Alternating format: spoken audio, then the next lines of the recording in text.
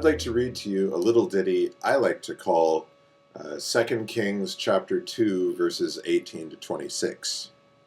Boy, that just comes trippingly off the tongue, doesn't it? From there, Elisha went up to Bethel.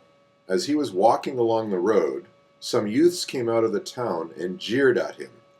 "Go on up, you bald head," they said. "Go on up, you bald head." He turned around, looked at them, and called down a curse upon them in the name of the Lord. Then 2 bears came out of the woods and mauled 42 of the youths. And he went to Mount Carmel and from then returned to Samaria. The end.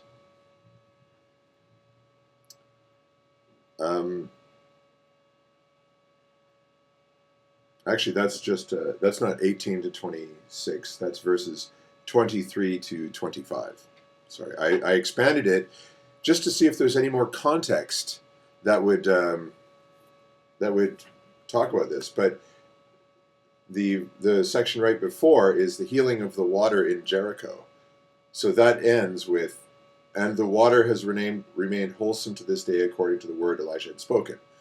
That's right before from there Elisha went up to Bethel. So basically there is no extra context. The entire story here is he was walking along from Jericho to Bethel.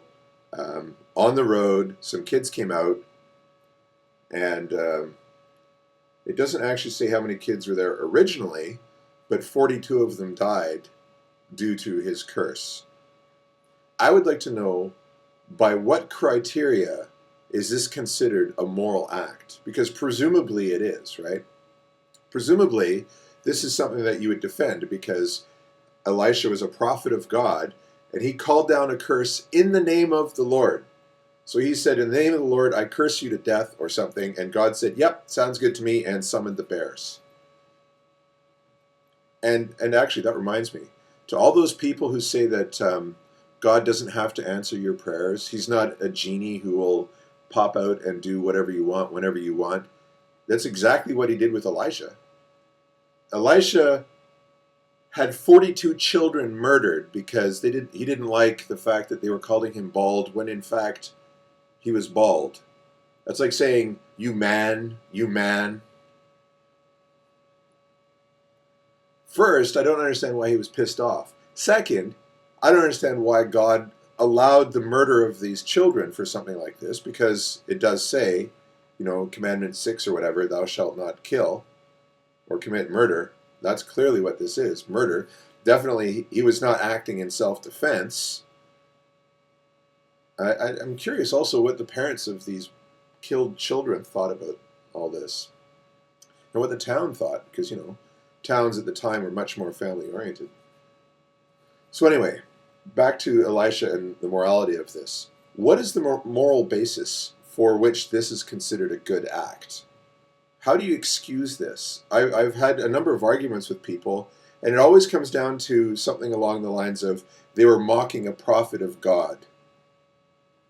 Where in the Bible, or where anywhere, does it say you're not allowed to mock a prophet of God or you will be killed? And they're children. Why do children have to suffer this? And why kill someone if after they die, they're going to go to heaven or hell for their eternal punishment? You're not giving them a chance to mend their ways or anything. You're taking them out early, before they get a chance to fix things. So it's immoral in the sense that you're not letting them live a good life after this to learn from their mistakes. You're killing them at their first mistake, and then they'll suffer for eternity because of that. You're killing them for calling somebody bald who was bald. I don't understand how this can be possibly justified. Because if something like this happened today, if somebody murdered 40 children today, the Christians would be calling for the guy's head.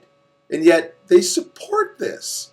This is something that just drives me insane in the discussion area when people come out and actually defend this. It just angers me instantly that they would find this something that they should defend. and that they try to claim the moral high ground. How are you claiming the moral high ground when you think it's fair or legitimate to murder children for any purpose at all? I mean, if those children were murdering other children, then I could see maybe doing something to stop them. They were acting like kids, teasing some stranger who just came to town. I've also seen people say that, the kids knew he was a prophet of God and da da da. It's like, okay, first, it doesn't say any of that. He's a stranger to the town. So he's just some bald guy. So that's like a red herring, because not only is that incorrect, it doesn't say anything about them knowing that he's a prophet. Who cares? Who cares even if he was a priest and they knew he was a priest or a prophet or whatever? How does that excuse killing children for calling them names? Anyway, I just want to get that off my chest.